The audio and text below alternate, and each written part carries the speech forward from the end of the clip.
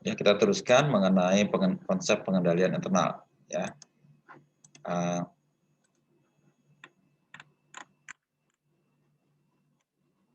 Jadi dalam pengendalian internal itu dikenal ada 5 elemen atau komponen yang terbagi melalui prinsip-prinsip. Ya. Ada yang di lingkungan, jadi pengendalian harus dimulai dari lingkungan, kemudian didasari atas penilaian risiko, kemudian ada aktivitas yang dilakukan, ada informasi dan komunikasi yang dilakukan untuk menegaskan adanya pengendalian, dan ada pemantauan atau monitoring atas pengendalian. Itu elemen utama, dan ada beberapa prinsip yang dipecah-pecah lagi menjadi dasar dalam pengendalian berjalan. Ya. Nanti kita jelaskan di bab berikutnya, ini sekilas aja dulu ya. Tuh ya.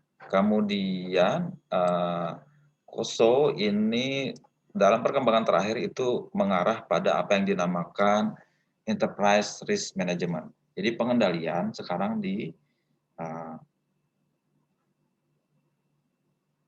dipandang sebagai satu cara melakukan manajemen risiko. Ya. Jadi pengendalian itu hanyalah bagian dari manajemen risiko. Kalau dulu orang menegaskan pengendalian dulu, tapi lama berpikir, oh pengendalian ini kan sebenarnya secara filosofi kan cara saja untuk kita mengatasi atau mengurangi risiko. Nah, kenapa nggak kita lari ke atas lagi tentang bagaimana kita melakukan manajemen atas risiko? Nah, sekarang kecenderungan seperti itu. Jadi pengendalian itu bagian dari manajemen risiko. Ya, ini yang perkembangan terakhir yang seperti itu. Yang mungkin beberapa orang nggak terlalu menyadarinya, bahkan mereka-mereka yang belajar pengendalian internal dalam konsep lama nggak menyadari kenapa sih perlu belajar manajemen risiko di jurusan akuntansi. Saya pikir orang ini nggak update ini. Perkembangan terakhir kan sebenarnya akuntan itu berkaitan dengan manajemen risiko juga, ya. Dia menjaga agar tidak ada terjadi risiko buruk dalam hal informasi dan aset. Itu sudah merupakan hal yang tak terpisahkan, cuman kerangkanya sekarang yang harus dipertegas. Ya. Dia suka aneh ya. Tolong kasih tahu aja nggak mengerti, seperti itu perkembangannya ya. Beberapa mahasiswa saya ada yang ngambil topik mengenai manajemen risiko ya. Mereka yang nggak tahu bingung kenapa belajar di sini di akuntansi lah. Akuntansi itu kan salah bentuk manajemen risiko sebenarnya ya kan. Ya. Nah, jadi menurut COSO, Enterprise Risk Management itu adalah proses yang dilakukan oleh direksi manajemen yang diterapkan dalam penetapan strategi dan juga di sepanjang organisasi untuk mengidentifikasi kejadian-kejadian yang berdampak terhadap entitas. Kita harus identifikasi apa saja yang kemungkinan buruk terjadi terhadap kita. Kemudian kita harus bisa kelola, manage sesuai dengan tingkat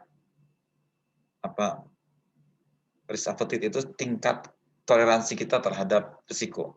Ada orang yang sangat toleran terhadap risiko, dia lebih berani, ada juga yang takut-takut. Nah gitu kan, ada orang beda pendekatannya. Yang ada agak takut-takut dengan risiko namanya risk appetite-nya low ya. Ada yang berani itu high ya. Seperti itu. Nah, itu tidak bisa disamakan ke tiap orang dan tiap organisasi. Ada orang yang terlalu berani, ada yang tidak terlalu berani, dan cara mengelola risikonya beda-beda ya kan. Coba aja kalian. Kalian yang nggak berani misalnya ya yang nggak akan melakukan sesuatu yang membahayakan, ya kan? Tapi ada yang mereka yang berani bisa mengambil itu. Ya. Kemudian risk management atau manajemen risikonya ini dilakukan untuk memberikan keyakinan memadai apakah tujuan perusahaan entitas dapat tercapai. Ya. Manajemen risiko ini dipandang sebagai cara untuk mencapai tujuan, ya. Karena risiko tadi yang menghambat tujuan, ya, supaya itu tercapai hambatannya harus dikurangi dulu atau dikelola dulu, gitu.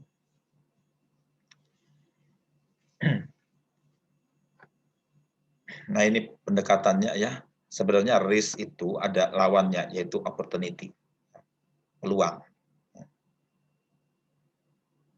Kalau risk itu berkaitan dengan sesuatu yang akan ada kemungkinan buruk, ada juga kemungkinan bagus atau positif, itu namanya peluang atau opportunity. Ini tak terpisahkan ya biasanya. Ya. Dan dalam situasi tidak pasti ada dua hal seperti ini. Ya. Ya, ada risk dan ada opportunity. Misalnya sekarang kita mengalami pandemi, ini adalah satu bentuk uncertainty, ketidakpastian. Ya. Tapi di dalam kondisi seperti ini masih ada juga peluang sebenarnya. Ya. Orang akan tetap punya kebutuhan, cuman dalam kondisi yang berbeda, kebutuhannya akan berbeda. Nah, itu akan peluang juga. Misalnya orang jualan masker, ya. Dulu nggak pernah terpikirkan bisnis masker itu dijual besar-besaran. Ya. Dulu masker hanya digunakan oleh pihak tertentu, misalnya oleh orang medis atau untuk kepentingan sekedar mengurangi polusi di jalan dan sebagainya. Nah sekarang orang memakai masker untuk keperluan hari-hari. Yang berhubungan dengan orang banyak kita pakai masker. Ya. Nah, ini kan new normal baru yang kebiasaan baru yang terjadi ya.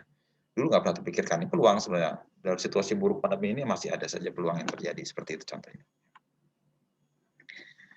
Nah, kerangka IRM dalam KOSO ini harus kalian ingat bentuknya seperti kubus seperti ini ya, kubus. Ini 5 elemen tadi ya. Sekarang 5 elemen ini diperbanyak lagi menjadi 8 ya. Kalau yang risk assessment-nya tadi cuma 1 dipecah lagi lebih lanjut ya. Jadi ada 8 kubus seperti ini. Nah, ini. Kalau tadi lingkungan itu ada, kemudian di risikonya sekarang dipecah ya. Dipecah menjadi 1, 2, 3, 4 elemen lagi kalau menurut framework yang baru ya, ada dipecah seperti ini ya. Jadi di tingkat pertama lingkungan pengendalian, kemudian ada penetapan tujuan, kemudian identifikasi atas kejadian atau peristiwa, kemudian kita nilai kejadian peristiwa itu apakah itu merupakan risiko, ya kemudian risikonya itu harus kita tanggapi dengan 3 macam cara termasuk pengendalian, tapi fokus kita pengendalian yang sifatnya aktif itu dilakukan melalui aktivitas pengendalian dan ada proses informasi dan komunikasi dan ada pemantauan atau monitoring. Dan ini dilaksanakan di 4 tingkatan. 4 ranah atau domain. Ada yang sifatnya strategik. Ya. Strategik ini pada tingkat high level. Jadi ini bukan sesuatu yang remeh, tapi harus menjadi strategi perusahaan. Itu maksudnya seperti itu. Ya. Yang menyatu dengan misi perusahaan ya, atau organisasi. Jadi risiko itu sekarang harus risiko dan termasuk pengendalian internal di dalamnya harus menjadi misi yang menyatu dengan organisasi. Bukan sesuatu yang tempelan atau bagaimana, itu harus dijadikan satu. Kemudian ini menyangkut juga tujuan berkaitan dengan operasi perusahaan atau organisasi, bagaimana mereka melakukan operasinya secara efektif dan efisien.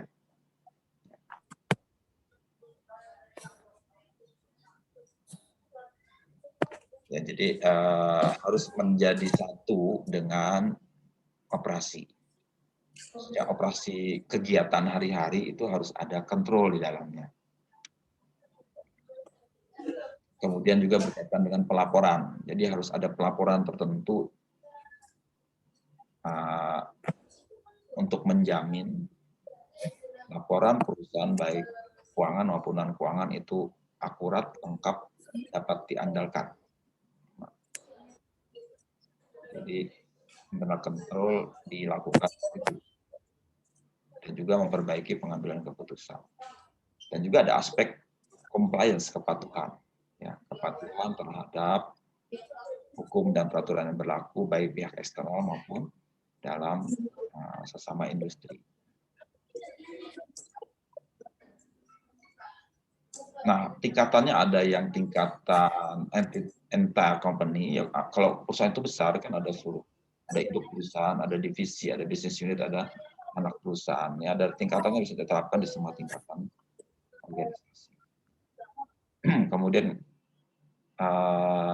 tadi itu ya ada 8 komponen, ya 8 komponen itu diterangkan di sini. Ya. Pertama lingkungan pengendalian.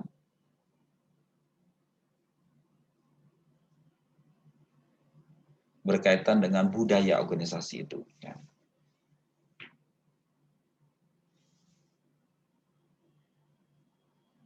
Organisasi punya budaya atau kebiasaan beda-beda, dan ada yang lebih toleran, ada agak, ya boleh dikata ada agak-agak sembrono gitu, ada organisasi seperti itu.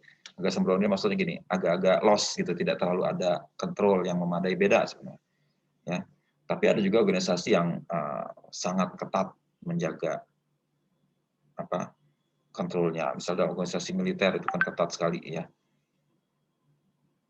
Tapi dalam organisasi yang sifatnya kumpulan orang-orang yang punya hobi yang sama, misalnya itu nggak terlalu ada ketat-ketat seperti itu ya. Nah, ini beda ya, pengendaliannya akan beda. Lingkungannya harus dilihat juga. Kalau lingkungan organisasi atau perusahaan itu biasanya adalah budaya organisasi itu akan mempengaruhi seperti apa. Ya.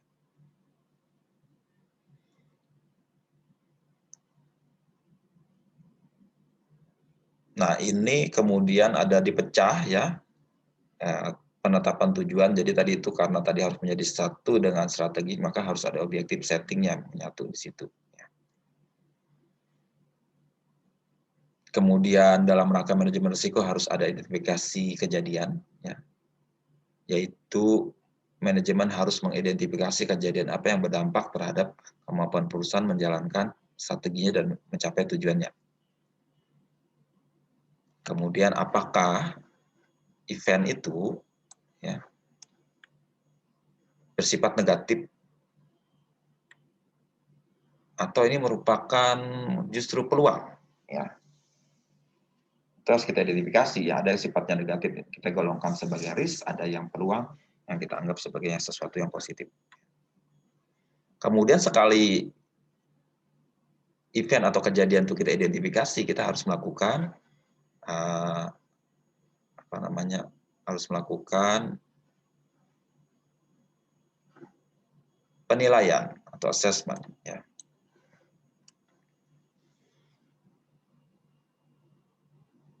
Seberapa parah risiko itu, seberapa ringan risiko itu akan menentukan bagaimana kita mengelolanya, ya kan? Kalau sesuatu yang agak berbahaya biasanya sudah urgen, ya. Kita harus segera melakukan pengelolaan yang baik terhadap itu. Ada berbagai cara untuk mengidentifikasi itu, ada yang kualitatif, ada yang kuantitatif, ya. Itu biasanya memakai dua hal, ya, atau tiga lah. Kemungkinannya berapa banyak, apakah itu positif atau negatif, dan dampaknya terhadap unit organisasi yang lain. Risiko ada yang sifatnya inherent, ya, inherent itu maksudnya udah memang dari sononya. Ada yang sifatnya residual, setelah kita melakukan sesuatu, risikonya akan berkurang. Ya.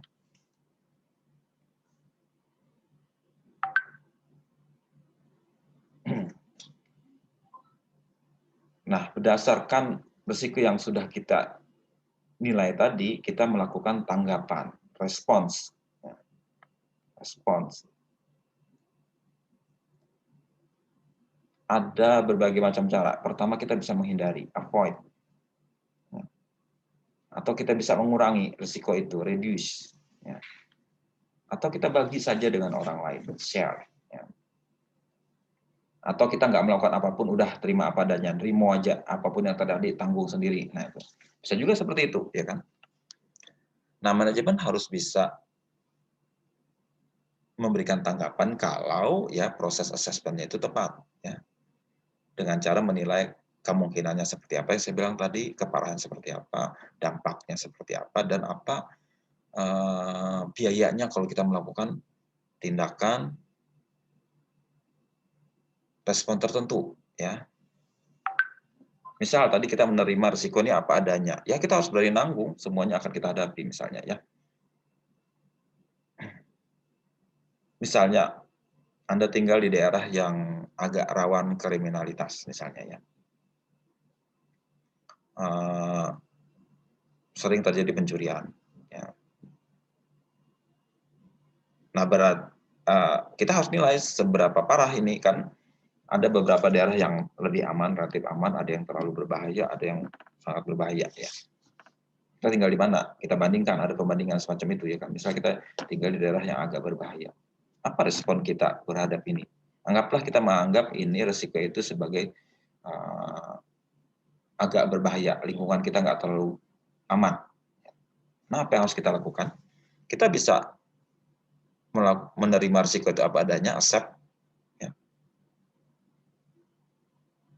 Menerima itu maksudnya kita tidak melakukan respon apapun. Ya.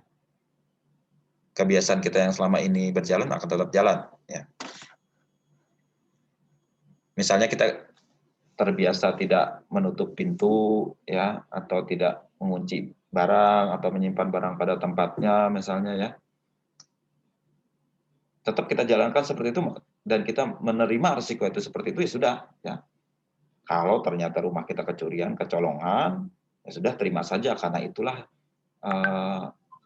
akibatnya kalau kita tidak melakukan pengelolaan risiko yang tepat. Ya, berarti kita harus bandingkan kan, kita hampir tidak melakukan cost, ya, tapi benefit kita minim dari situ. Ya. Jadi itu nggak tepat ya. Jadi menerima risiko, tindakan kita menerima risiko itu tidak bisa diterima karena kita berada dalam posisi risiko yang tinggi. Beda kalau risikonya rendah, ya Anda tinggal di wilayah yang aman, yang orangnya baik-baik semua, tidak pernah melakukan tindakan apapun yang membahayakan, tindakan Anda yang santai-santai saja nggak masalah, ya. Karena memang di situ keadaannya berbeda. Atau tindakan lain apa? Yang paling atas, hindari saja. Hindari apa? Ya kita nggak mau tinggal di daerah situ, misalnya kita pindah saja ke tempat lain. Pindah saja ke tempat yang lebih aman. Nah, itu aman membuat risikonya jadi nol, ya kan, tidak menghadapi lagi kita, avoid istilahnya. Cuma kan ongkosnya mahal itu ya, Anda mesti cari tempat lain, beli rumah atau tempat lain itu, kemudian jual tempat sekarang, kemudian pindahkan barang dan sebagainya, pindahkan urusan administrasi dan lain sebagainya, itu repot kan. Tapi kalau Anda menganggap itu cost-nya lebih besar, lebih kecil dari benefit yang Anda dapatkan, tidak masalah. Itu seperti itu ya. Atau dengan cara lain kita menguranginya risikonya. Menguranginya apa? Ya. Kalau kita tinggal dalam wilayah yang tidak aman, apa yang kita lakukan? Ada yang bisa jawab? Apa yang dapat kita lakukan kalau kita tinggal di wilayah yang agak berbahaya? Banyak pencuri misalnya. Ada yang bisa jawab? Keamanan, Pak. Memasang CCTV. Meningkatkan keamanan, Pak, memasang CCTV. Memasang CCTV tadi ya? Memasang CCTV itu tergolong efektif tidak? Kurang tidak. Ya. Kalau memasang CCTV itu tergolong sebagai sesuatu yang detektif. Ya. Deteksi terjadinya sesuatu. Lebih aman yang sifatnya preventif. Preventif apa? Kalau kasus kita tadi. Kalian bisa kasih jawab jenis yang preventif? Di jendela dipasang teralis, Pak, biar nggak itu bisa masuk. Melakukan security measure istilahnya tuh. Ya. Membuat sesuatu sehingga yang terjadi itu tidak terjadi. Ya. Mencegah. Pertama, harus dikunci. Ya. Semua akses masuk harus dikunci. Semua akses masuk harus dipasang pengaman, teralis, ya. Jangan lupa mengunci pintu, ya. Terus mengecek semuanya. Itu lebih efektif daripada hanya sekedar pasang CCTV. CCTV itu hanya alat bantu, ya apa nggak akan mencegah itu terjadinya. Anda cuma tahu saja, cuman orang itu tetap ngambil aja barang yang ada, ya kan? Itu ya. Jadi kalau CCTV itu sifatnya secondary, dia sifatnya pengendalian yang detektif. Anda sudah tahu. Mungkin Anda pakai pasang yang otomatis ya. Kebetulan keluar dari rumah, Anda pasang CCTV yang otomatis. Ternyata ada orang masuk di rumah. Ternyata dikirim sinyalnya ke Anda. Tapi Anda nggak ada rumah, nggak bisa ngapa-ngapain juga ya. Walaupun Anda pergi segera pulang ke rumah, ya pencurinya sudah lari mungkin. Ya. Yang terlalu efektif juga. Oke, itu contoh ya, nanti kita jelaskan lebih lanjut yang tergolong sebagai langkah pengamanan itu apa. Ya. Tapi yang paling sederhana tadi, bikin kunci, ya, bikin teralis, segala macam. Ya. Itu yang sifatnya mengurangi, reduce. Tapi ada juga yang share. Share itu kita tanggung risikonya dengan orang lain. Yang mau menanggung. Ada yang tahu siapa pihak yang mau nanggung risiko? Asuransi, Pak. Nah, betul. Ya. Asuransi itu orang yang mau menanggung risiko. Tapi tanggung dengan kita. Ya. Kenapa tanggung dengan kita? Karena kita harus bayar ke mereka. Ya. Bayar premi. Premi itu adalah bagian porsi yang kita harus bayar dengan porsi yang tinggi. Dia memang nggak bayar, cuman kalau terjadi sesuatu dia akan ganti kerugian kita, claim. Ya. Asuransi kebakaran misalnya ya. Jadi kalau terbakar sesuatu itu, dia akan ganti ongkosnya. Atau mobil atau kendaraan ada punya asuransinya ya. Kalau ada kecelakaan dan sebagainya, atau bahkan yang sederhana mobilnya lecet atau tergesek dan lain sebagainya, ini dia akan ganti. Tapi kita tiap bulan bayar juga ya. Saya punya asuransi mobil itu lumayan juga ongkosnya. Tapi apapun yang terjadi dia akan tanggung. Ya, kemarin lecet-lecet ditabrak orang diganti sama dia. Ya. Kalau nggak ada punya asuransi kita tanggung sendiri semua. Ya. Nggak ada pihak lain yang ikut nanggung. Tapi saya juga ikut suruh nanggung ya. Tidak 100% saya tidak 100% saya free tiap penggantian. Ongkos saya tetap ada on risk namanya ya. Kemarin saya sempat nanya ke orangnya. Ini apa Pak? OR, on risk 300.000. Ini ongkos apa? Lu Anda sebagai asuransi harus ikut tanggung juga. Nah, namanya sharing dong. Situ sharing, saya sharing katanya. Itu. Tapi sharingnya nggak banyak, cuma seberapa ratus saja. Dia yang paling banyak porsinya. Ya. Tapi kan kejadiannya nggak sering-sering ya. Kalau saban hari mengklaim risiko ya tekor ya. Sama kayak kasus BPJS. BPJS kesehatan itu kan asuransi kesehatan. Jadi kalau kita sakit dia akan nanggung. Cuman kenyataannya orang kita banyak sakit-sakitan sehingga dia nanggung terus, ya rugi jadinya ya. Karena yang jadi peserta BPJS itu mereka yang sakit, ya. Yang sembuh nggak ikut tanggung, nah repot juga ya. Dan terakhir ya salah satu bentuk control itu adalah salah satu bentuk mengurangi, reduce. Ya. Resiko itu, ya ini menyambung saja dengan tadi itu mengurangi. Ya. Kemudian ada informasi dan komunikasi ini dilakukan untuk agar semua orang dalam organisasi itu sadar perlunya pengendalian ya, dan juga menjaga risiko.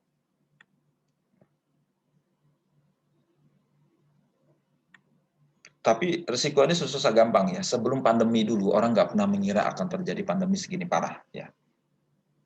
Bahkan lembaga apa yang di Swiss itu, Economic Forum World Economic Forum WEF itu tiap tahun bikin semacam list dari risiko yang akan terjadi selama tahun ini. Tahun 2019 akhir mereka bikin listnya. Ya. Salah satu list yang agak mereka khawatirkan adalah terjadinya masalah berkaitan dengan climate change. Ya. Nggak ada yang menyebutkan masalah pandemi. Ya. Nah begitu terjadi pandemi tahun 2020, orang kaget semua. Kenapa kita nggak sadar terjadi pandemi? Ya itulah karena sifat kita nggak bisa memprediksi sebenarnya. Padahal sebelumnya kita pernah terjadi kan pandemi. Dulu ada penyakit flu burung ya. Sekitar tahun 2000 berapa kemarin, sekitar 15, kemudian tahun 2012 ada terjadi lagi. Cuman skalanya waktu itu nggak terlalu luas seperti sekarang, belum pandemi. Ya. Dulu masih endemi istilahnya, hanya terjadi di tempat tertentu saja. Ya. Dan juga banyak orang yang tidak terlalu berbahaya, tidak terlalu terpapar juga waktu itu ya, jadi tidak terlalu dianggap penting. Kaget juga tahun 2020 ternyata terjadi sesuatu yang skalanya besar sekali global, sehingga tergolong sebagai pandemi. Pandemi itu adalah penyakit yang terjadi di seluruh dunia. Ya. Jadi jangan merasa sok yakin gitu. Jadi memang susah gampang melakukan manajemen risiko ini karena kita tidak bisa memprediksi dengan valid, dengan akurat ya.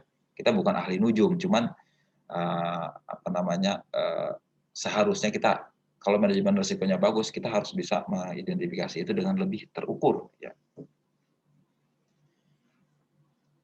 Itu yang kita bahas ya. Kemudian yang terakhir ini monitoring, ini pemantauan. Itu bagaimana dimonitor secara berkelanjutan atau periodik. Ya. Terus setiap ada kekurangan harus diperbaiki. Nah itu ya. Nah sekarang kita lanjut yang topik hari ini ya. Sebenarnya topik ya hari ini berkaitan dengan yang 5, berkaitan dengan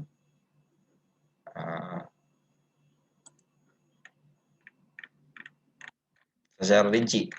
Ya, saya terangkan secara rinci dalam konteks kita di sistem informasi. Terutama dalam konteks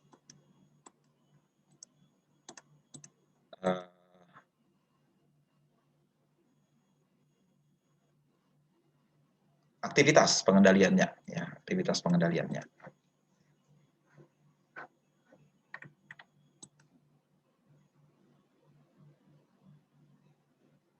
Di modul 4 tadi itu ya, sebentar, modul 4 yang tadi ya, selalu lupa ingat ini. Ini modul 5 ya, modul 4 yang tadi yang saya sudah terangkan. Nah, sekarang kita fokus ke, kalau tadi sudah saya terangkan ya, mengenai 8 aspek ini berkaitan dengan langkah-langkah di awal. Ya. Lingkungan pengendalian, objective setting, event identification, kemudian risk assessment dan risk response itu sudah terbahas tadi ya. Nah kita di hari ini fokus ke 3 langkah terakhir ya. 3 langkah terakhir aktivitas pengendalian, informasi komunikasi dan monitoring.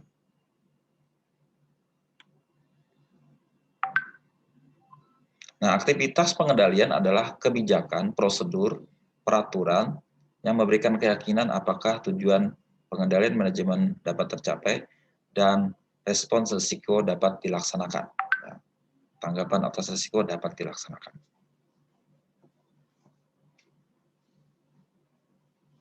Aktivitasnya, ya, ini merupakan tanggung jawab manajemen untuk membangun sistem yang sistem pengendalian yang aman dan dapat dikendalikan.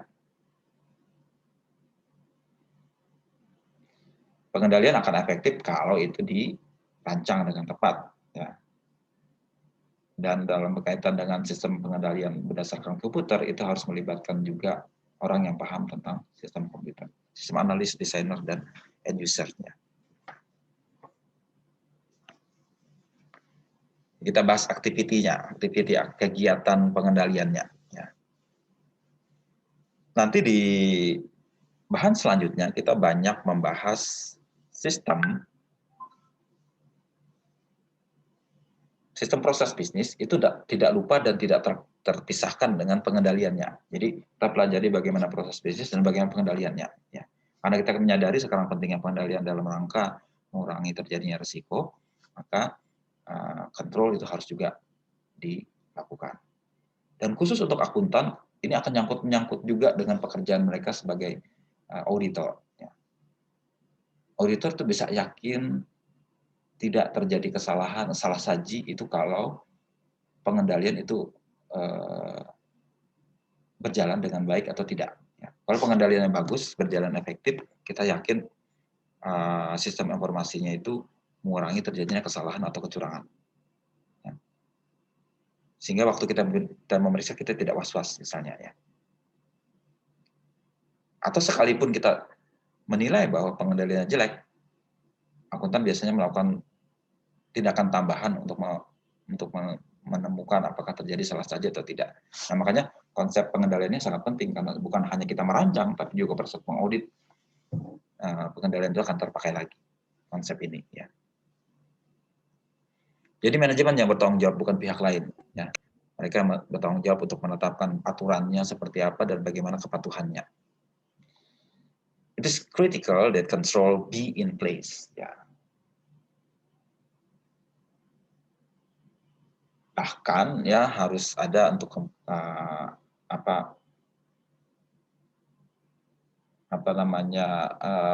cara tertentu untuk mengurangi terjadinya. Ya. Nah, aktivitas pengendalian itu ada beberapa macam, ya, dilakukannya. Ini yang sifatnya umum, ya. Pertama, berkaitan dengan sistem informasi akuntansi, pengendalian yang dilakukan biasanya adalah harus ada dulu persetujuan. Ya. Sesuatu tidak terkontrol kalau yang punya kuasa atau punya wewenang tidak melakukan pekerjaannya. Akibatnya apa? Orang seenaknya aja. Ya. Jadi harus cari who's the boss. Ya, siapa yang punya wewenang di sini. Kita harus minta izin ke dia dulu. Ya. Proper authorization of transaction and activities. Ya. Semua kegiatan harus disetujui dulu. Ya. Bisa bayangkan kalau semua orang bertindak semaunya. Itu sama saja tidak terkendali namanya, kan? Makanya dalam struktur organisasi itu mereka punya wewenang tertentu yang harus dibagi supaya tujuan itu berjalan dengan baik, ya, teratur, terkoordinasi. Ya, jangan semau-maunya saya kehendak sendiri, itu bisa organisasi nggak tercapai. Ya.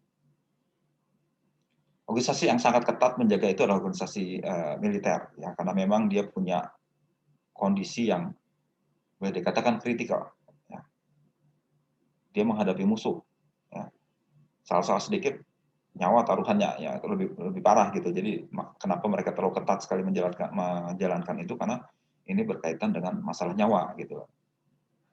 Tapi dalam konteks yang organisasi bisnis yang nggak seketat itu, tapi tetap prinsipnya harus sama, harus ada juga prinsip yang sama bahwa otorisasi itu harus dijaga dengan baik. Itu prinsip pertama. Ya, kemudian prinsip kedua, pemisahan tugas, segregation of duties. Nanti akan saya terangkan. Ya. Kalau kita melakukan pemisahan tugas, ya, itu mengurangi terjadinya sesuatu yang buruk. Kasarnya terjadi persekongkolan atau kolusi. Ya. Kalau sesuatu yang dipisahkan, ya, itu tidak akan terjadi hal yang buruk seperti itu, termasuk dalam pemrosesan transaksi. Kemudian ada juga pengendalian untuk kalau kita membuat sistem, ya, sistem yang terkomputerisasi harus ada kontrolnya juga dulu, ya. Pada saat kita membuat development dan memperoleh sistem itu, ya. Seperti dikatakan tadi, kita harus mencegah dulu. Nah, mencegah itu harus dibikin rancangan dari awal, ya. Kalau pakai sistem komputer, ya, itu pembuatannya, perancangannya, developmentnya harus kita kontrol dari awal. Jangan-jangan sistemnya justru dirancang untuk merugikan kita, jangan sampai seperti itu. Kemudian ada juga pengendalian khusus untuk terjadinya perubahan, change management controls. Ya.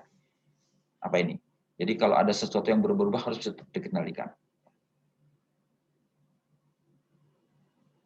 Harus ada cara tertentu yang memungkinkan perubahan itu terkendali, itu maksudnya. Ya. Kemudian ada pembuatan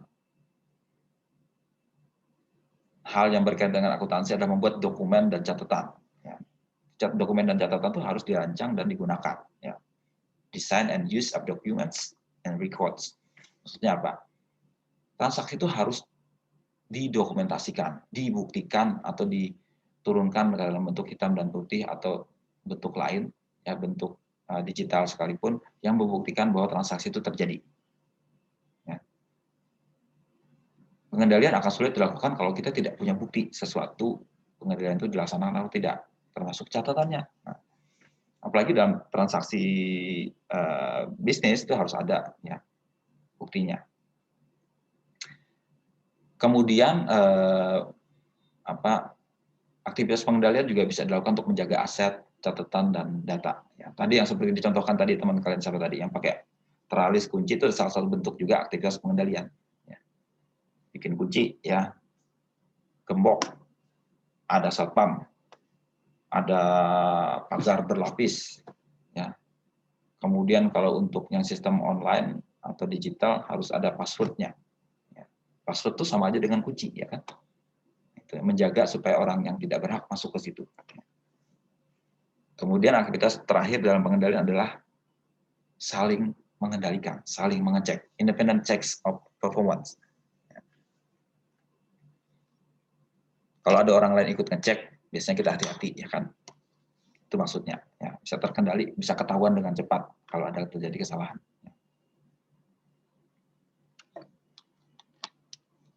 Tuh.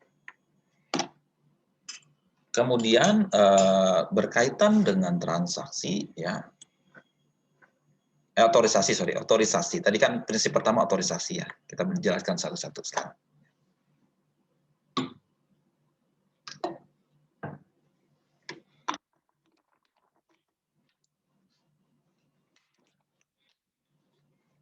Otorisasi.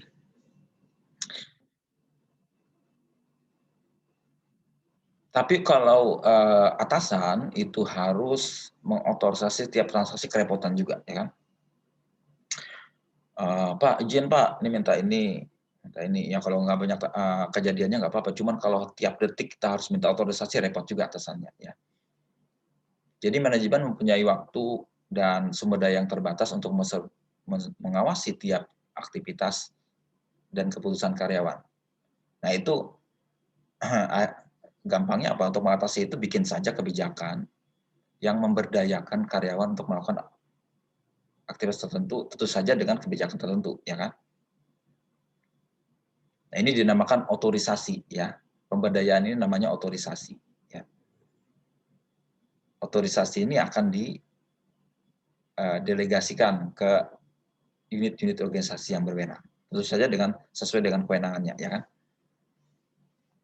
Nah, otorisasi biasanya didokumentasikan dalam bentuk memberikan tanda tangan atau kode-kode tertentu sebagai bentuk otorisasi. Dan sistem komputer itu dirancang juga dengan digital signature, tanda tangan digital sebagai bentuk tanda tangan dokumen. Sekarang ada pakai QR, ya. QR sign, ya.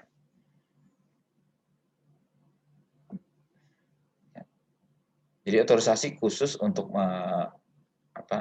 memberikan wewenang kepada orang di bawahnya, ya. Nggak perlu sesuatu harus ke level tingkat direksi, ya, kerepotan, ya. Direksi akhirnya menurunkan untuk untuk keputusan ini boleh di tingkat misalnya kepala bagian di kantor cabang, atau setingkat lagi naik lagi ke kepala cabangnya, atau naik lagi ke pimpinan wilayahnya, ya. Atau baru tingkat ke pos atas yang atas direksinya, ya. Biasanya berjenjang, ya, berdasarkan level organisasinya. Ya, kalau misalnya di perusahaan yang besar, ya, atau di bank yang nasional itu kan ada level cabang pembantu, level cabang, level kantor wilayah, ada juga kantor regional, ada lagi tingkat ke direksi paling atasnya.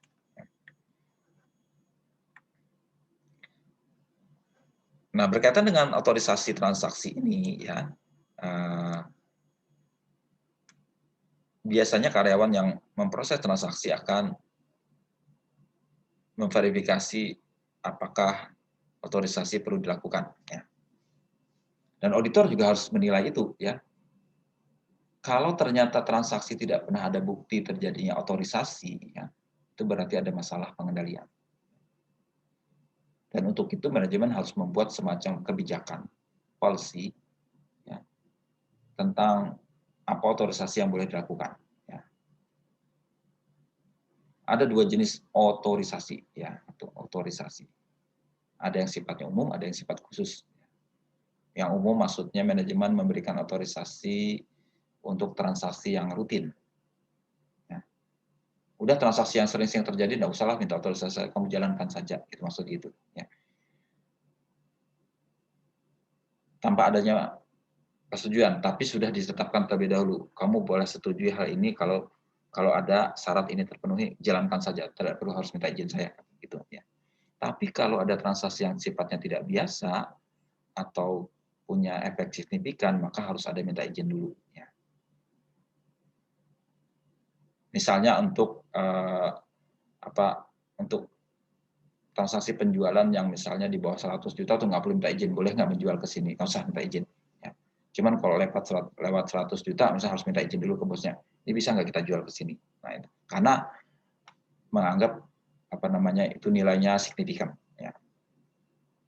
Atau misalnya kalau kita beli aset, ya beli capital expenditure, ya, di aset, ya tentu saja kalau kita beli mobil atau mesin atau peralatan atau gedung, ya tidak bisa sama bawahan di bawahnya, ya kan. Mereka boleh beli sesuatu yang nilainya kecil-kecil. Tapi kalau sudah sampai beli aset yang sifatnya besar, bahkan sampai harus ke direksi. Ya. Misalnya beli tanah, beli bangunan, kan nggak bisa di level cabangnya, harus minta izin ke direksinya karena nilai besarnya, karena nilainya besar. Itu. Jadi ada sifatnya umum dan sifatnya khusus. Ya. Dan pengendalian yang berikutnya, aktivitas pengendalian berikutnya adalah tadi saya bilang pemisahan tugas. Ya. Sistem pengendalian yang baik itu harus ada, tidak boleh ada satu orang pegang terlalu banyak tanggung jawab dalam transaksi bisnis. Ya, kenapa? Karena dia bisa melakukan sesuatu baik sengaja maupun nggak sengaja karena terangkap-rangkap tadi. Ya. Itu tidak boleh terjadi. Ya. Kalau saya pegang uang, saya juga pegang catatan, saya juga yang melakukan transaksi dengan orang lain, semua di monopoli sendiri. Pertama kita bisa lupa-lupa, ya. Kedua bisa kita salah sengaja membuat sesuatu yang tanpa ketahuan orang lain. Itu tidak boleh terjadi, ya. Nah itu contoh seperti ini, ya. Ini contoh, ya. Misalnya si Bill, namanya Bill nih, dia punya uang 10 juta misalnya, ya. Dia juga boleh memegang catatan, ya. Catatan akuntansinya dia pegang uangnya juga. Ya. Misalnya dikasih uang 10 juta, Bill, kamu simpan uang ini, catat semuanya dalam pembukuan, berapa kamu pakai. Ya. Bill ternyata mau kencan, ya ada nih gebetan. Ya. Dan dia perlu uang 1 juta buat sangu lah gitu kan. Tadi kan dia punya 10 juta, dia perlu 1 juta, ya. Ayo lagi duit dia pribadi lagi nggak ada nih, ya. Duit perusahaan yang 10 juta tadi ada tapi ya udah saya pinjam dulu pakai uang perusahaan ini 1 juta boleh kan? Nggak apa-apa juga, nanti saya catat juga di buku karena dia juga yang pegang catatan. Nah, entah 1 juta yang ditulis apa di situ terserah dia, ya kan. Beli ini 1 juta, ya dia juga yang nulis di situ, ya kan karena dia megang pembukuan sekaligus pegang uangnya. Nah, karena 1 juta tadi dia kantongi tinggal 9 juta uangnya. Ya.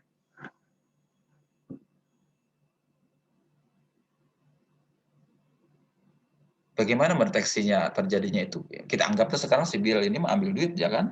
Ambil uangnya 1 juta tadi, masuk kantong dia. Ya. Bagaimana kita dapat menangkapnya? Ya.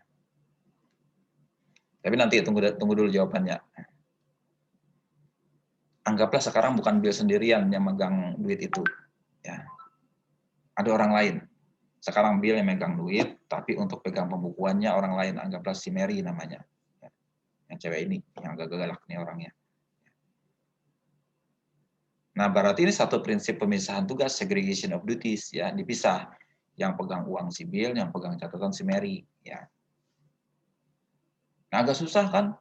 Kalau tadi uangnya 10 juta, aku mau ambil, bilang dulu ke Mary jadinya. Mary ketahuan lagi. Nah, nggak berani dia kan? Harus lapor di sana catatannya. Nah, itu kan ada pemisahan ini, akan sulit terjadinya tadi pengambilan duit yang tadi itu, yang seenaknya tadi. Karena ada orang lain. Nah, itu contohnya ya.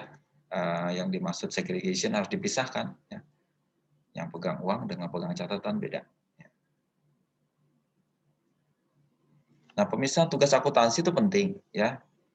Paling tidak ada 3 yang harus dipisahkan, tidak boleh dirangkap. Ya. Pertama, orang yang menyetujui itu harus terpisah dari yang mencatat.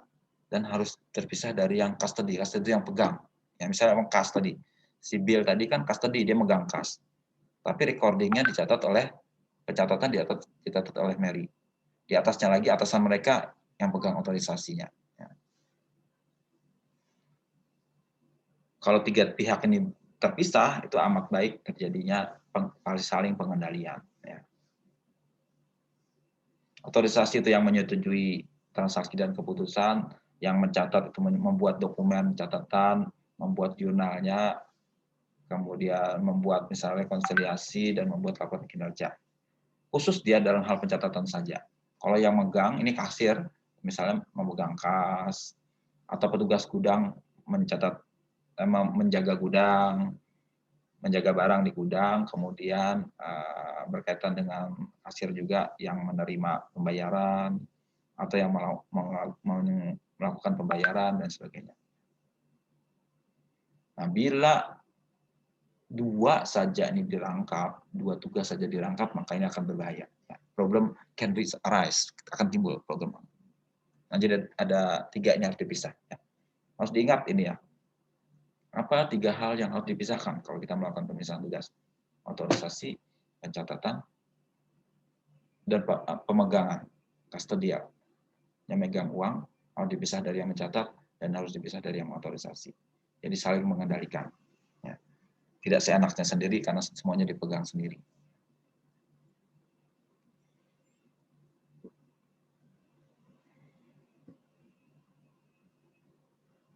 Nah ini, kalau dua ini dipisahkan antara yang mencatat dan memegang, maka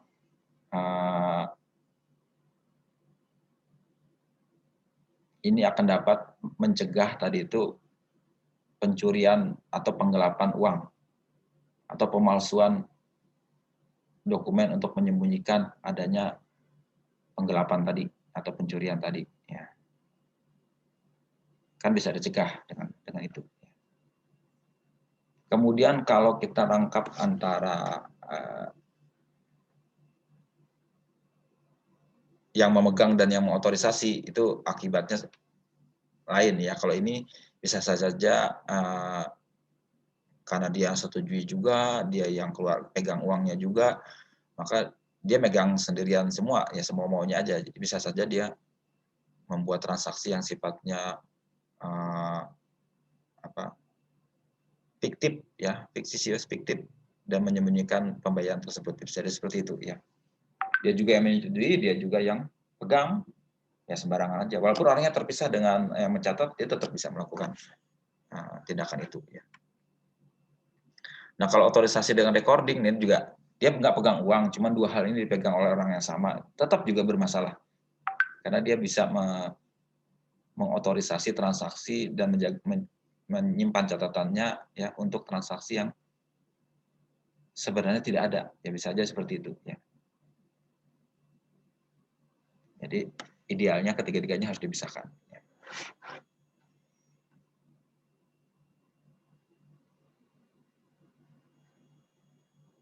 Jadi kalau kita bikin pemisahan tugas seperti itu akan sulit orang melakukan penggelapan. Tapi ini ada batasannya juga ya. Kalau dia berkolusi, maka pemisahan tugas jadi nggak berarti ya. Jadi kolusi itu sebenarnya tidak bisa sepenuhnya mengatasi kolusi maksudnya pengendalian itu tidak bisa sepenuhnya diatasi dengan pemisahan tugas karena kemungkinan terjadinya kolusi, persekongkolan. Misalnya si Bill tadi ternyata ya pacaran sama si Mary. Jadi mereka sekongkol sekarang. Ya. Udah mer, duit pinjam nah. Mencatat aja di situ 1 juta itu. Si Mary ini mau aja mencatat.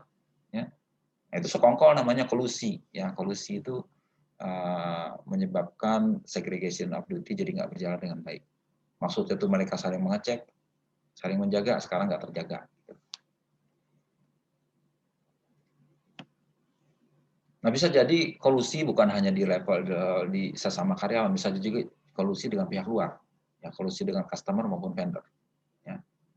Misalnya kolusi dengan pihak vendor, ya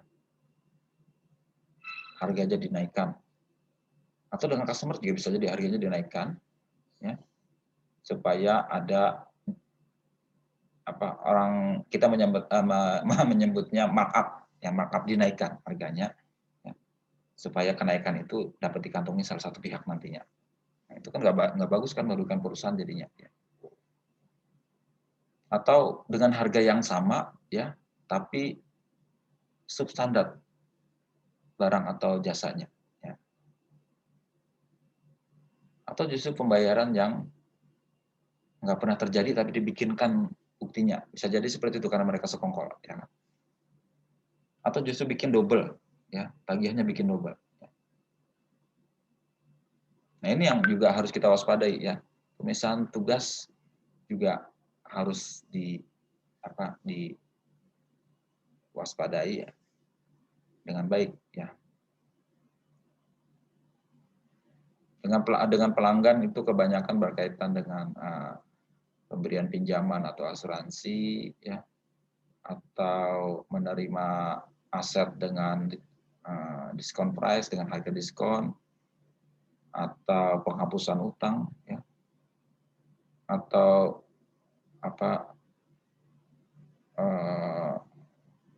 minta kelonggaran pembayaran dan sebagainya yang nggak minta izin gitu loh, karena teman tadi itu, ya. Jadi dalam pengendalian bisa jadi orang override itu melewatinya karena adanya kolusi tersebut. Terlewati. Nah, dalam sistem juga harus ada pemisahan tugas, ya, sistem. Ya, tadi itu dalam aspek transaksi biasa. Dalam sistem juga harus ada pemisahan tugas, ya.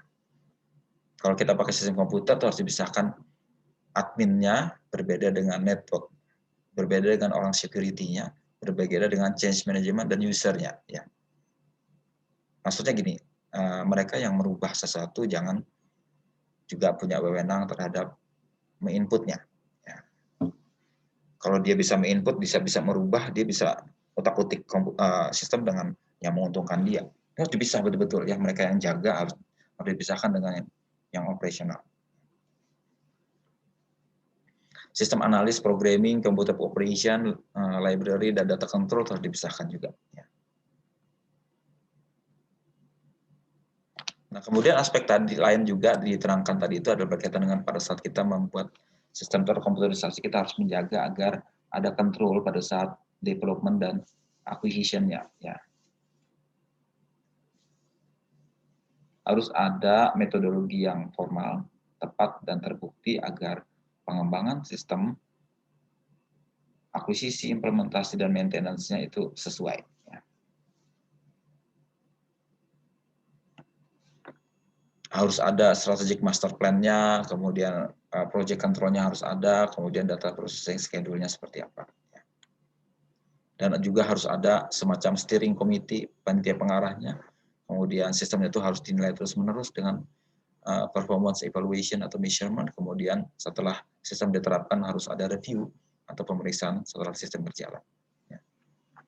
Ini kalau perusahaan besar sudah baku diterapkan karena supaya mencegah sistemnya nggak merugikan dia. Apalagi kalau dia sangat tergantung pada sistem itu dalam operasinya, itu harus dijaga betul-betul. Misalnya bank itu kan benar-benar dia harus care terhadap sistem dia, karena itu bisa membuat kehilangan pendapatan kalau sistemnya mogok di tengah jalan.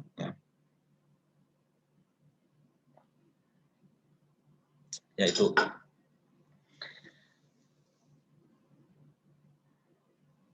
Nah, kemudian ada tadi change management control. Jadi kalau ada perubahan, itu juga harus dikontrol. Ya.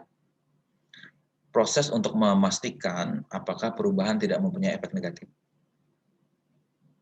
terhadap kehandalan sistem, security, confidentiality, integrity, dan availability. Ya.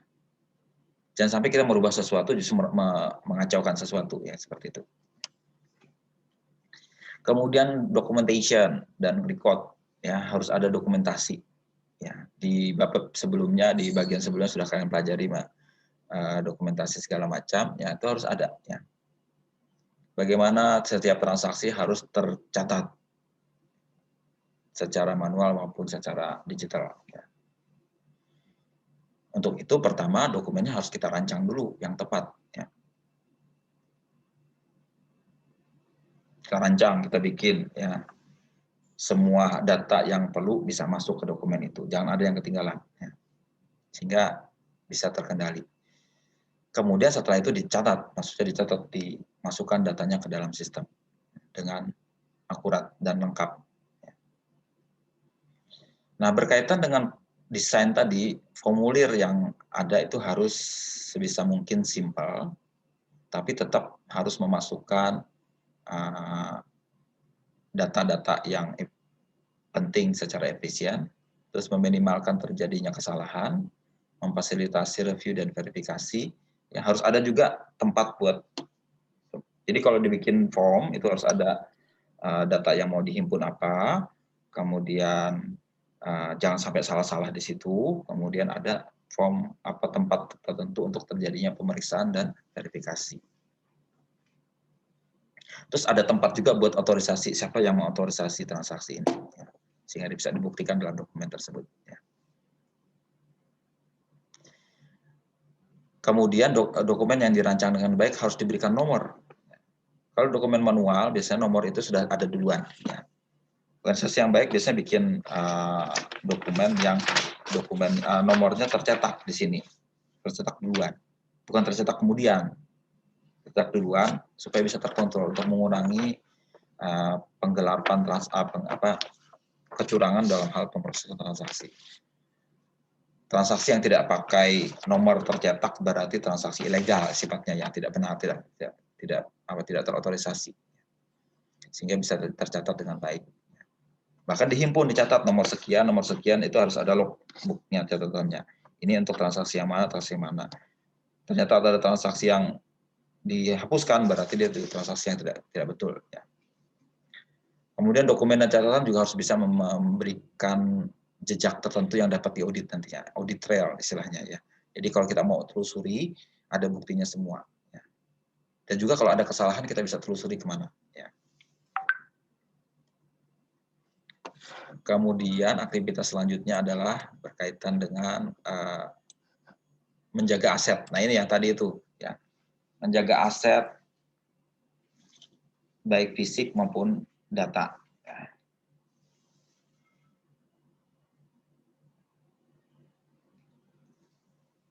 Kemungkinan risiko bisa datang dari pihak luar, ya. Tadi pencuri tadi, ya, perampok dan sebagainya, atau kalau di sistem digital ada hacker yang ganggu-ganggu, ya. Itu harus dicegah sebisa mungkin dengan tindakan pengamanan. Ya. Tapi harus kita waspadai juga, kadang-kadang orang dalam juga ada terlibat di situ, ya. Bahkan ini akan berbahaya karena orang dalam ini tahu sistem dan kelemahannya dengan lebih baik, kemudian bisa menyembunyikannya, ya, karena dia orang dalam. Ya. Ini harus dijaga. Orang dalam juga bisa nggak sengaja, ya, mengancam sistem karena misalnya dia salah pencet sehingga menghapus data perusahaan, atau justru membawa virus, ya, atau mencoba memperbaiki barang ternyata alatnya jadi tambah rusak dan sebagainya, ya. Nah ini harus ada tindakan tertentu yang dilakukan untuk menghadapi ini, ya kan? Itu yang namanya tindakan pengamanan atau security safeguard. Ya.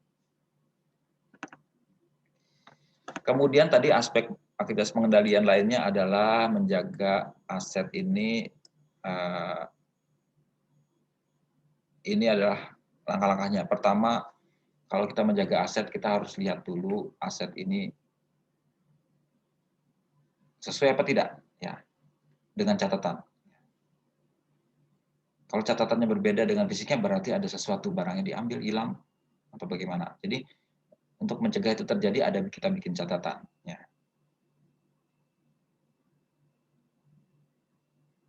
Kemudian menjaga tempat penyimpanannya agar aman. Kalau untuk duit atau uang kas juga harus dijaga, ya kan.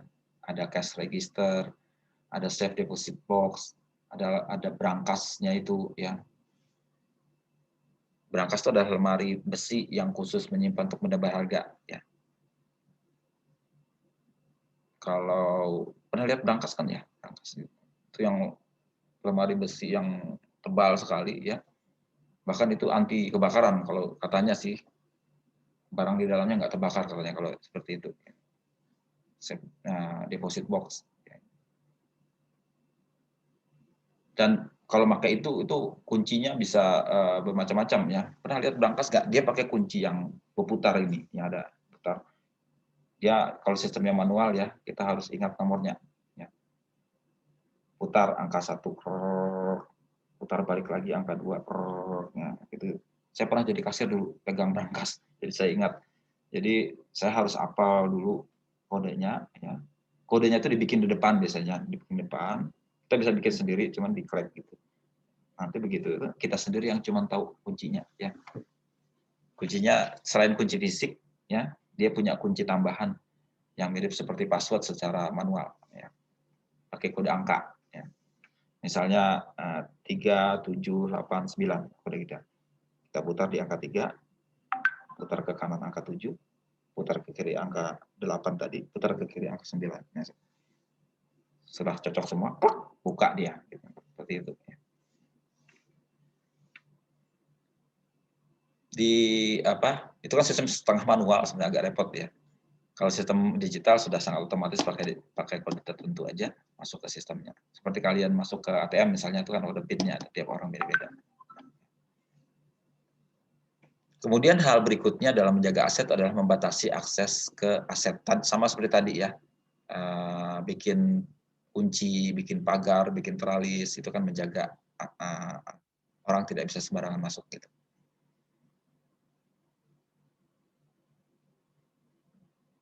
Kemudian menjaga catatan dan dokumen. Ya.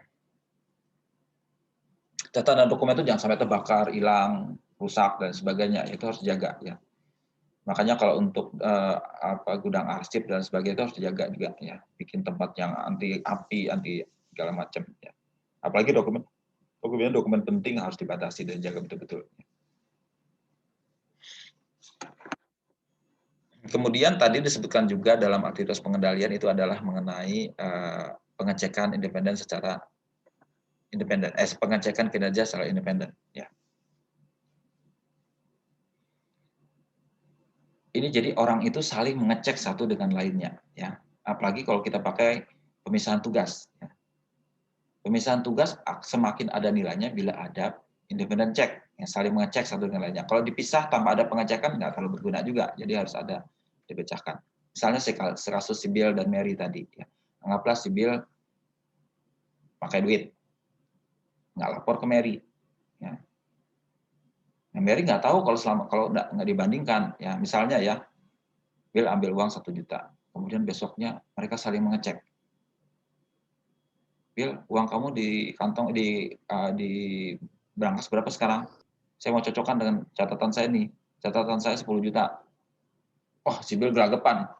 Karena 9 juta aja di dia, 1 dia sudah dipakai. Nah, itu bisa ketahuan karena ada proses independent checking tadi. Yang betul, Bill, ini saya 10, kamu kok 9. Ah, kemana ya? Nah, akhirnya kan ketahuan jadinya. Bingung dia. Jadi, pengecekan itu membantu pemisahan tugas.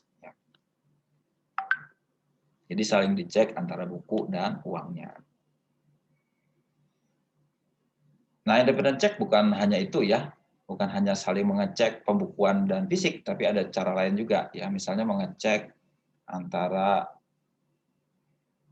di tingkat top level ya. Itu misalnya berkaitan dengan kinerja dibanding dengan anggaran, target atau perakiraan. Anggaran kita menghabiskan uang 100 juta bulan ini. Kita bandingkan dengan keadaan seperti apa. Misalnya 100 juta, ternyata kita ngabisin 150. Ini nggak terkontrol nih, nggak betul nih. Kenapa nih jadi lebih anggarannya? Ya, anggaran pengeluaran kok lebih realisasinya.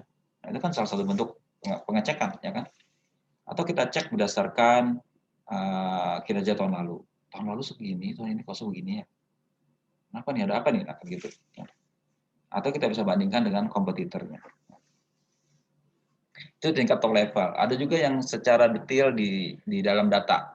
Ini analytical review, biasanya auditor yang pakai ini. Apakah sesuatu itu masuk akal apa tidak? Kita bandingkan saja ya. Misalnya penjualan naik dengan tahun ini naik dibanding penjualan tahun lalu. Ya. Memang ada apa nih naik? Ya. Kan harus bisa kita jelaskan kenapa ini naik atau turun. Nah, itu harus bisa dibandingkan seperti itu. Kita analisis dan kita kaji hubungan data satu dengan data lainnya. Ini banyak dibahas di audit nantinya. Ya. Kalau saya biasanya kalau ngajar audit, saya minta mahasiswa melakukan analytical review di laporan keuangan. Ya. Kemudian ada rekonsiliasi dari catatan satu dengan catatan lain. Pernah tahu kan rekonsiliasi bank itu membandingkan catatan kita dengan catatan di bank. Ya. Rekening kita di bank dibandingkan dengan rekening kita. Nah, dari situ bisa ketahuan biasanya, oh ternyata kita belum catat nih, bank ternyata catat. Nah, berarti kita harus betulkan catatan kita. Ya. Ada uang yang masuk tanpa sepengetahuan kita misalnya ya, itu akan ada rekonsiliasi sehingga semua terlacak dengan baik. Termasuk juga yang kita sudah catat bank belum terima. Ya. Kalian sudah pelajari itu kan di akuntansi intermediate, bagaimana cara membuat rekonsiliasi bank itu membandingkan catatan dengan catatan yang lain. Kemudian ada juga kita melakukan pembandingan kuantitas aktualnya dengan catatannya, contoh si Mary tadi itu yang kasir dengan catatannya harus dibandingkan ya. Atau di gudang ya, berapa uangnya berapa barangnya kita bandingkan dengan catatannya. Catatan misalnya ada 50. Ternyata yang barang cuma ada 48. Banyak mana nih? Nah itu jangan-jangan ada salah-salah nih. Nah itu kita akan ketahuan nanti, jadi kita bisa melacak ya. Ini sifatnya detektif jadinya ya, mendetek terjadinya kesalahan atau kecurangan. Kemudian cara yang lain adalah dengan double entry accounting. Kita kan biasa mencatat akuntansi ada debit kredit ya. Debit kredit bagus, gunanya adalah saling mengontrol ya. Di sisi debit dan di sisi kredit harus balance ya. Kalau nggak balance berarti ada sesuatu yang salah ya kan. Waktu kalian belajar pengantar kan ada itu, kalau angkanya tidak balance wah nggak benar nih ya. Cari salahnya di mana. Nah.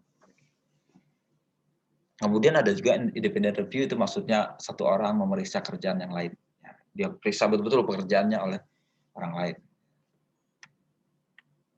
Biasanya dilakukan oleh auditor ya, internal auditor dia bisa melakukan itu. Kemudian aspek informasi dan komunikasi itu berkaitan dengan apakah semua orang yang terlibat termasuk akuntan paham tentang bagaimana proses transaksi dijalankan, bagaimana data dimasukkan, bagaimana mengakses komputer, bagaimana data diproses, dan bagaimana data disampaikan. Ya. Dia harus paham. Ya. Informasi berkaitan dengan sistem akuntansi terdiri dari metode, cara, dan sebagainya, dan juga aset. Ya. Dan akuntan harus paham betul catatan dan prosedur yang digunakan apa, dokumen yang dipakai apa, kemudian laporan keuangan akun yang rekening atau akun yang terlibat apa ya, kita harus paham seperti apa ini, termasuk juga jurnal dan sebagainya.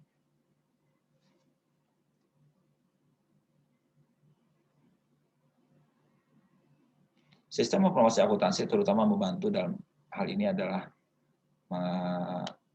mengidentifikasi transaksi yang valid, kemudian mengklasifikasikannya, mencatatnya, kemudian nilai dengan benar, kemudian mencatatnya di periode yang benar, dan memberikan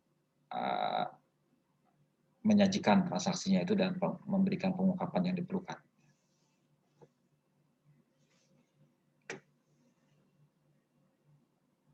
Dan sistem akuntansi secara umum adalah untuk membantu hal ini. Ya. Komunikasi berkaitan dengan memberikan pemahaman yang jelas tentang kebijakan dan prosedur berkaitan dengan pengendalian. Jadi kita komunikasikan. Ya.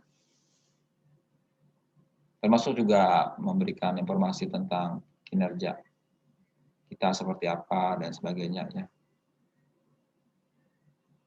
Yang repot adalah karyawan nggak tahu atau tidak melakukan pengendalian karena tidak dikomunikasikan. Jangan sampai seperti itu, harus disampaikan, disosialisasi, ya, diberitahu, diberikan BIMTEK dan sebagainya. Dan terakhir monitoring, ya, monitoring ini untuk memantau sejauh apa pelaksanaan pengendalian internal itu. Bisa melakukan evaluasi secara khusus atau bisa dengan supervisi pengawasan melekat, istilahnya dari atasan ke bawahannya. Ya. atau bisa membuat akuntansi pertanggungjawaban dengan sistem anggaran, laporan kinerja, dan adanya proses pemeriksaan dan sebagainya. Itu adalah bagian dari monitoring. Dipantau. Ya. Kemudian ada aktivitas monitoring sistem berkaitan dengan sistem komputer. Kemudian kalau kita beli software harus ada kita track seperti apa, kita telusuri maksudnya lisensinya dan sebagainya ya. Itu adalah bagian dari apakah kalau tidak berlisensi kacau ya kan. Kalau kalian beli komputer kan biasanya ada yang berlisensi ya aplikasinya. Kalau yang tidak berlisensi biasanya bisa berhenti sistemnya karena selama lisensinya tidak diperpanjang berhenti. Nah, itu harus dicek ya. Kemudian melakukan audit secara periodik. Yang audit ini dilakukan oleh baik internal audit maupun external audit atau audit khusus untuk sistem informasi. Mereka harus mengetes sistem informasi, sistem pengendalian dan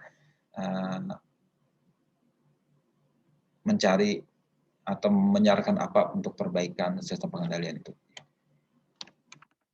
Kita juga bisa mempekerjakan konsultan khusus berkaitan dengan pengamanan atau mempekerjakan spesialis forensik kalau ada kasus fraud di tempat kita, atau membuat software yang melacak adanya terjadinya fraud, ya, fraud detection software, dan ada untuk semacam pengaduan kalau terjadi fraud, ya, fraud hotline, mana kita mengadu kalau seseorang curiga terjadinya sesuatu berkaitan dengan kecurangan. Ya. Kecurangan itu macam-macam kan? Ada 3 kelompok utamanya adalah penyalahgunaan aset, kecurangan dalam laporan keuangan, ya, financial statement fraud, dan ada yang berkaitan dengan korupsi. Korupsi 3 golongan fraud 3. Kalau korupsi itu penyalahgunaan wewenang kekuasaan untuk kepentingan dirinya sendiri. Kalau penyalahgunaan aset itu lebih penyalahgunaan aset itu berkaitan dengan pencurian atau penggelapan aset. Kalau korupsi berkaitan dengan penyalahgunaan wewenang atau kekuasaan. Nah, ikut dulu untuk yang bahan ini ya. Sebenarnya bahan kita yang lain adalah berkaitan dengan general application dan application control. Cuman nanti saya sharing rekamannya saja ya. Ini saya punya rekaman dari tahun lalu. Nanti kalian simak rekamannya di situ. Ya. Itu berkaitan dengan topik konsep-konsep pengendalian khususnya yang kita bahas hari ini, aktivitas pengendaliannya.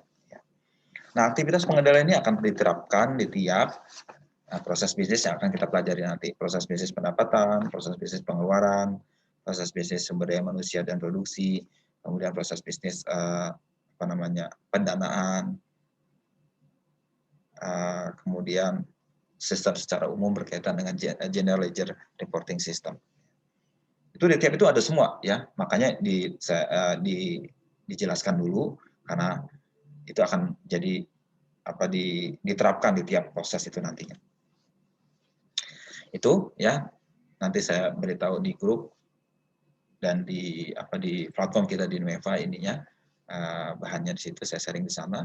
Ini bahan yang tadi itu ada di sana, kalian ambil saja di sana, bahannya di download aja. Untuk itu. Untuk kuisnya kemungkinan akan dilaksanakan setelah ini ya. Nanti saya akan kasih tahu ya.